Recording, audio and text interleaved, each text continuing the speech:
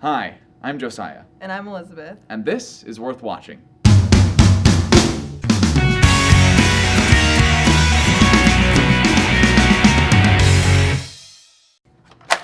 Elizabeth, what are you doing? Getting ready to purge. You know that's just a movie, right? Aw.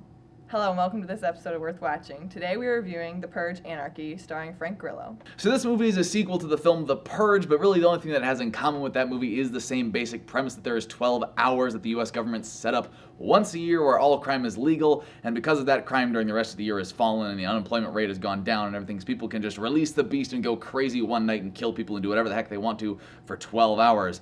And so this young couple is in their car trying to get out of the way before everything shuts down and the purge starts one evening, and their car breaks down in the middle of the city, and they are stranded there in the middle of the purge. They meet up with Frank Grillo, who is a guy trying to avenge his son's death in the purge, and a mother and daughter, and they all join together to try to make it through the city and make it through the night. So I really liked the concept of this movie. I thought it could have been really creepy, and like going into this, I was really excited actually for this movie, but then I feel like they could have executed it better, and the story was really good, but there was just things they were missing in this movie that could have made it a lot better. Exactly. There were a couple things that I liked about this movie. One of those was Frank Grillo. The guy is a great actor and he gives a really good performance in this movie. I also liked his character. I thought they gave him enough backstory that you could actually kind of relate to him and relate to, what he's trying to get through and stuff.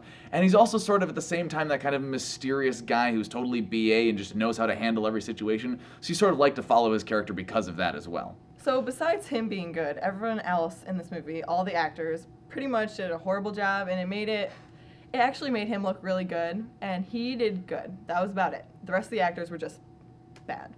Yeah, they really, no one else brought anything particularly special to the table, and you didn't really care about the characters, and what didn't help that was that the dialogue was not very good. Right, and there was like a young couple in the beginning, and it was like they were supposed to be a couple, but the dialogue was so awful that it was like you couldn't believe it.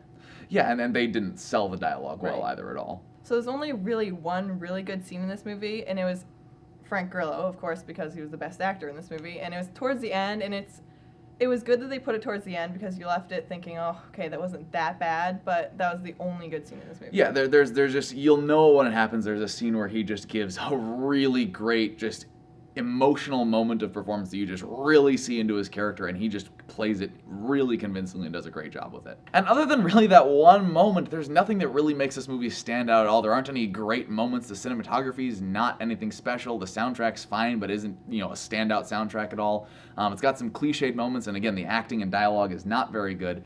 And so there's really not a lot to redeem this movie from just being kind of a bloodfest of just a whole bunch of really gratuitous violence throughout the middle of the movie. And because everything else was horrible, but you still left a little disturbed at the end of the movie. Like, it was still disturbing, even though it wasn't that great, but it was still. And this movie at times kind of feels like a bad version of like a 1980s Paul Verhoeven movie where it's got like this really sort of hit you over the head message satire kind of thing to it. Except that by the end of the movie, you don't really know what the message that it's trying to cram into your head really is, because it doesn't really make it clear and sends a couple conflicting messages throughout the movie, so you really don't know what overarching point it's trying to hit you over the head with. So on top of that, everything in this movie was pretty much predictable. Like, there was only a few things that was like, oh, I didn't know that was going to happen, but like most of it, you're like, oh, yeah, figures. Yeah, and what made that worse is that it was clear that they were trying to put like twists and turns in there and stuff, but each one you're like, oh, okay, that actually makes perfect sense. That's not anything that surprises me at all. To the movie's credit, though, I will say that about the first 20-25 minutes of the movie, I thought were actually really enjoyable. It was opening really well. I thought you start with like these three individual groups of people, and you get to see how they're all each preparing for the purge differently, and you get to kind of see how the purge is affecting the neighborhood, a couple hours before it starts, and how people are like selling guns for really cheap on the street and stuff because everyone's going to want them in 2 hours, and people are offering protection to different people and services. I thought that was a cool way to start the movie, kind of seeing how this whole thing affects everyone right before it starts, but then from there on it just kind of goes downhill. So on a scale of A through F, what would you give this movie? I would probably give this a C, just because there's nothing that makes it stand out, but it's not terrible, and again, Frank Grillo's good in it. It's got some decent action in there. It's an interesting concept. If you enjoy that sort of thing, I'd recommend it, but other than that, it's really nothing noteworthy. What would you rate it on a scale of A through F? I'd give it a D because I don't think I'd ever go see it again. I felt like any part of it that they tried to do, they failed at, besides the goriness, and it was gruesome, and besides that, I would not watch it again. Thanks for watching this episode. Worth watching. Remember to like the video if you liked it, comment down below on your thoughts on the Purge, Anarchy, and of course subscribe if you want to see more. Bye.